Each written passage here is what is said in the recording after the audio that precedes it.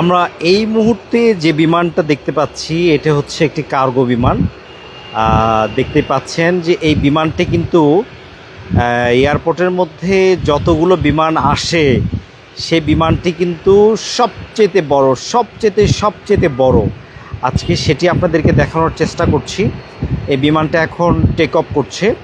এটি কিন্তু বাংলাদেশের মধ্যে যতগুলো বিমান আসে, আপনি যতগুলো বিমান দেখতে পান ঠিক ততগুলো বিমানের মধ্যে কিন্তু সবচেয়ে বড় এবং বিশাল বড়।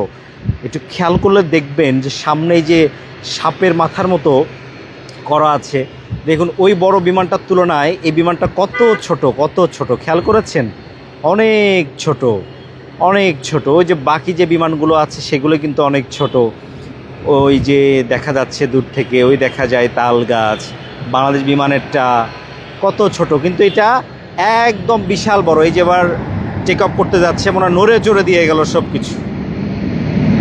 এই যে দেখুন, সরাসরি আপনাদেরকে টেক অফ দেখানোর চেষ্টা করছি বিমানবন্দর থেকে, রানওয়ে থেকে।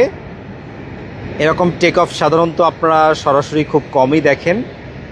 দেখতে পাচ্ছেন যে সাপের মাথার মতো উঁচু হয়ে আছে, টেক অফ করছে। কি সুন্দর করে প্লেনটা আকাশে হারিয়ে যাবে আজকে। অনেক সুন্দর করে দেখা যাচ্ছে।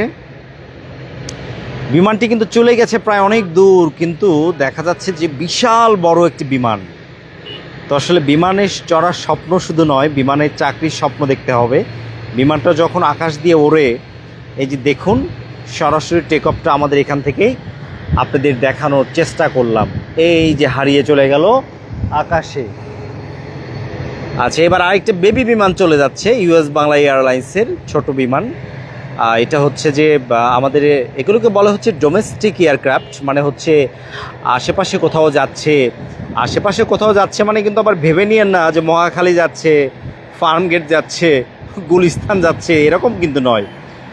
এখন এই যে ডোমেস্টিক বিমানটা টেক অফ করতে যাচ্ছে, হয়তো বা এটা চলে যাচ্ছে বরিশালে, নতুবা আপনার জেলা কক্সবাজার অথবা যশোর অথবা রাজশাহী অথবা সিলেট অথবা হতে পারে চট্টগ্রাম, হতে পারে সৈয়দপুর। তো যাই হোক, হোয়াটএভার। তো এটা বলা হচ্ছে বেবি এয়ারক্রাফট, মানে ছোট বিমান। তো এই ছোট বিমানটা এখন টেক অফ করছে। আপনাদেরকে দেখানোর চেষ্টা করছি যে একদম সরাসরি রানওয়ে থেকে বিমান যেখানে ওঠানামা করে ঠিক সেই জায়গা থেকে আপনাদেরকে লাইভ দেখানোর চেষ্টা করছি। এই বিমানটাতে চাকরি করার শখ আসলে অনেকেরই। বিমানে চাকরির শখটা আসলে বলা চলে যে আকাশ ছোঁয়ার মতো, যে আপনি আকাশ ছুঁয়ে দেখবেন। Your dream in the sky আমাদের একটা স্লোগান আছে আমাদের জবের জন্য, সেটা হচ্ছে your dream in the sky, মানে আকাশে আপনার স্বপ্ন। তো সেই স্বপ্নগুলো নিয়ে আসলে বেসিক্যালি আমরা কাজ করি। এই যে এখন টেক অফ করবে, বাকিগুলো হচ্ছে ওই যে আসতে যাচ্ছে, ওই যে দূর দূরান্ত থেকে দেখা যাচ্ছে যে একটি ইউএস বাংলারই মেবি আরেকটি বিমান, সেটিও আসতে যাচ্ছে। সামনে আমরা লাইট দেখতে পাচ্ছি। এরপরে হচ্ছে বাম পাশে যে এয়ারক্রাফট লাগানো আছে হ্যাঙ্গারের পাশে। তারপরে বাংলাদেশ এয়ারলাইন্সের একটি 777-787 একটি বিমান। এখন যেটা দেখতে পাচ্ছেন এটাকে বলা হচ্ছে হ্যাঙ্গার। আমরা জানি যে যখন বিশেষ করে রিক্সাগুলো আমরা যখন রাখি বা ভালো করি, যখন পার্কিং করে রাখা হয় বা গ্যারেজে রাখা হয়, সেগুলোকে বলা হচ্ছে গ্যারেজ। তো উড়োজাহাজগুলো যেখানে ঠিকঠাক করা হয় সেই জায়গাটাকে বলা হচ্ছে হ্যাঙ্গার। তো এটা আসলে পরীক্ষায় অনেক সময় আসে, আপনারা জানেন না, এটাকে সাধারণত হ্যাঙ্গার বলে। তো এই হ্যাঙ্গারটাতে ভিতরেই বিমান থাকে। এরপরে হচ্ছে আরেকটা দেখতে পাচ্ছেন ইতিহাদ এয়ারওয়েজের একটি কার্গো। এবার চলে গেল, টেক অফ করতে চলে গেল, সরাসরি চলে যাচ্ছে রানওয়ে ভেদ করে। ভেতরে 2-3 জন ক্রু আছেন। সাধারণত এগুলো বিমানের মধ্যে 1-2 জন ক্রু থাকেন, ঠিক নাই। যাত্রীদের চাপ অনেক বেশি থাকলে 2-3 জনও হয়তো বা থাকে, বাট 2 জন বেশি থাকে সাধারণত। দেখতে পাচ্ছেন এই যে চলে গেল ইউএস বাংলা এয়ারলাইন্স আপনার জেলাতে। তো এগুলোকে বলা হচ্ছে ডোমেস্টিক এয়ারলাইন্স।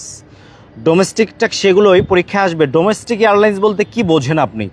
ডোমেস্টিক এয়ারলাইন্স বলতে যে বিমানগুলো সাধারণত বাংলাদেশের মধ্যে অভ্যন্তরীণ কোনো বিমানবন্দরগুলোতে ওঠানামা করে সেগুলোকে বলা হচ্ছে ডোমেস্টিক বিমানবন্দর বা এয়ারক্রাফট। এই বিমানগুলো ডোমেস্টিক এয়ারপোর্টের মধ্যে যাতায়াত করে। আর যেগুলো বড় বড় বিমান সেগুলো হচ্ছে আন্তর্জাতিকভাবে যায়।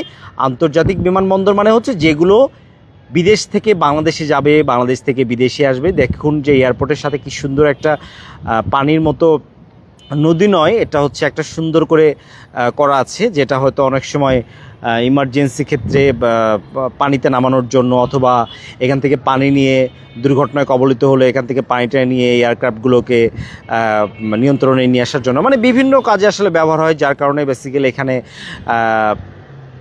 পানি সহ একটা কি বলা যায়, এটা একটা জলাবদ্ধতামূলক একটা জায়গা করা হয়েছে। এখানে আবার ভাববেন না যে কেউ এসে গোসল করে বা সুইমিং করে, এটা কিন্তু নয়। যাই হোক, আজকে সুন্দর একটা বিকাল আপনাদেরকে সরাসরি এয়ারপোর্ট রানওয়ে দেখানোর চেষ্টা করলাম। আজকে আর কথা বলবো না, সবাই ভালো থাকবেন, সুস্থ থাকবেন, নিরাপদে থাকবেন। আমাদের অ্যাডমিশনগুলো শুরু হয়েছে, দ্রুত অ্যাডমিশন নেবেন। আল্লাহ হাফেজ। আমাদের সরাসরি এবং অনলাইন দুভাবেই ক্লাস চলে। Your dream in the sky. Good bye.